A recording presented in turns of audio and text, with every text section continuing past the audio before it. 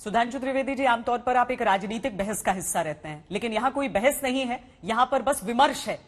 और हनुमान जी को लेकर जो हम पूछ रहे हैं कि हर व्यक्ति अगर आत्मसात करता है तो किस रूप से देखता है, तो सुधांशु त्रिवेदी के लिए हनुमान जी क्या है? हनुमान जी हिंदू धर्म और भारतीय संस्कृति के लिए एक अद्भुत देवता है। सप्त चिरजीवियों में से एक है। वह तब तक इस धरती पर रहेंगे जब तक भगवान राम का नाम रहेगा। और जानते हैं, इसमें एक गहरी डीप एम्बेडेड फिलॉसफी है, एक गहरा आध्यात्मिक मंत्र है। वह मंत्र क्या है कि हनुमान जी क्या है? अतुलित बलशाली हैं, ईश्वर के सर्वाधिक निकट हैं। वैसे वो वानर हैं, परंतु अपनी शक्ति भूले हुए हैं। इसका अर्थ जानते हैं क्या है? वो हमारे मन की उस गहरी शक्ति का प्रतीक है। जब आप कभी कंसंट्रेशन करते हैं तो मन कभी एक बिंदु के लिए भी स्थिर रहता है? नहीं। तो अगर देखते हैं, आप किसी वानर को देखिए तो एक क्षण के लिए स्थिर नहीं रहता, बाएं दाएं देखते हैं। परंतु यदि वानर रूप में आकर बाल ब्रह्मचारी, यानी मन सर्वाधिक आवेग से जिस पर भागता है, वह काम वासना वहां तक जाके जब नियंत्रित कर लेता है कोई भी व्यक्ति अपनी चेतना को, तो उसे क्या मिलता है? अतुलित बल, ईश्वर के सर्वाधिक निकट।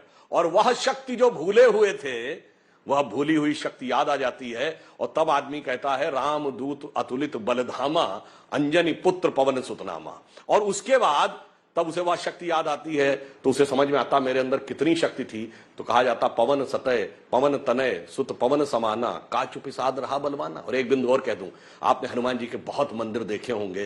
जो लोग कहते हैं भगवान राम के पुत्र थे लवकुश, उनके कितने मंदिर देखे? भगवान राम के शिष्य, भगवान राम के प्रिय भक्त हनुमान जी के कितने मंदिर देखे?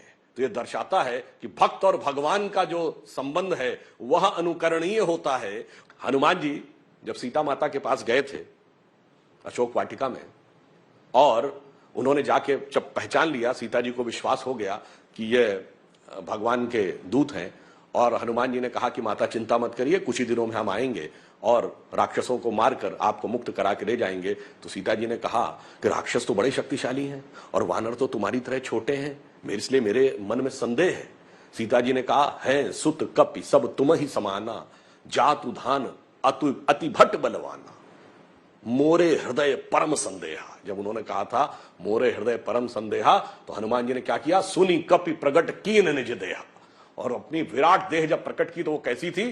कनक भूधरा कार शरीरा, समर भयंकर अति बलवीरा। वो विराट स्वरूप दिखाया। और उसके बाद क्या कहा कि सीता मन भरोस तब भयहु, पुनि लघु रूप पवन सुत लहु। यानी तब सीता जी को विश्वास हुआ। तो बस ऐसे ही समझ लीजिए, दिखने में समाज में जो भी छोटा दिखता हो, कमजोर दिखता हो, उनके पास वास्तविक शक्ति होती है। और आज समाज अपनी नई चेतना विराट रूप में सामने आ रहा है। इसलिए बहुत सारे काल नेमी इसमें बीच में बाधा बनने के लिए आ रहे हैं, परंतु हनुमान जी का आदर्श वाक्य आज समाज के जन जन में जा चुका है कि हनुमान तेहि परसा, करि पुनि कीन्ह प्रणाम, राम काज कीन्हे बिनु मोहि कहां विश्राम। सुधांशु जी, क्या आपको लगता है कि हनुमान जी का नाम लेकर राजनीति हो रही है आज? आपने बहुत अच्छी बात कही है।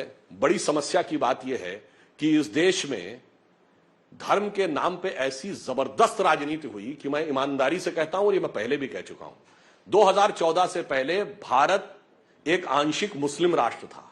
चूंकि यही एक ऐसा देश था जहां मौलवियों को सरकारी तनख्वाह मिलती थी, और यदि शरिया का कोई प्रावधान कोर्ट अगेंस्ट में चला जाए तो कॉन्स्टिट्यूशनल अमेंडमेंट करके उसको सर्वोच्च न्यायालय से ऊपर कर दिया जाता था।